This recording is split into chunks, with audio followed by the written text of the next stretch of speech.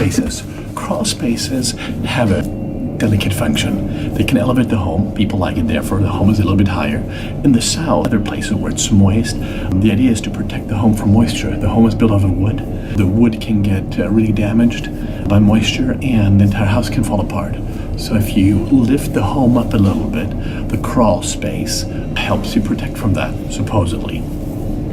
Another important argument that proponents of crawl spaces use is that the crawl space allows you to access the piping, that is the water, sewer, electrical lines that may be at all times. That is, if the water breaks and if the sewer breaks, that's an important part. The fourth argument in favor of the crawl space is that if you live in an area where it freezes, where the earth really freezes, so it's really super cold, and you have a leak, you know, something breaks, you can fix it. You can go underneath and do it. So in areas where it's super, super cold, crawl spaces for that very reason. Now, in another area, in another segment, in places where it's like moving, where the earth is moving, where it's soft, and again, the softness, the water, the moisture could again break one of the lines or the electrical outlet. Again, the crawl space offers that. I guess those are arguments for it, but the arguments against it are for me tremendous. It's just scary space down there that you have to service. You have to clean it. There's an industry of parts that you can buy. There's an industry of insulation that you can do. Plus, you get all kinds of things down there. You get snakes and spiders, and then you have to crawl down there with a light.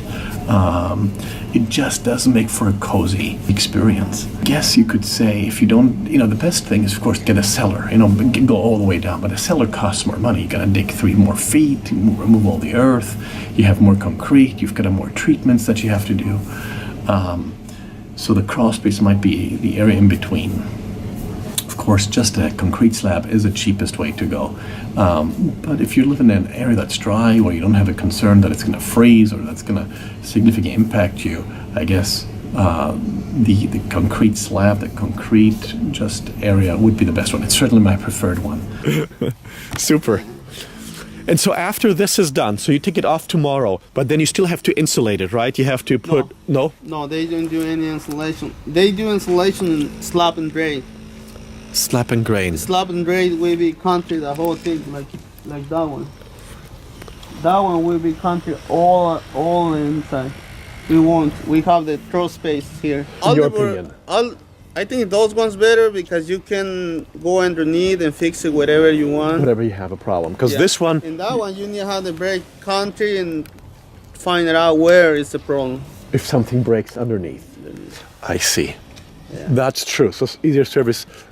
What about heat? Is this one better for heat protection, or is this one better? That one that one they will put insulation.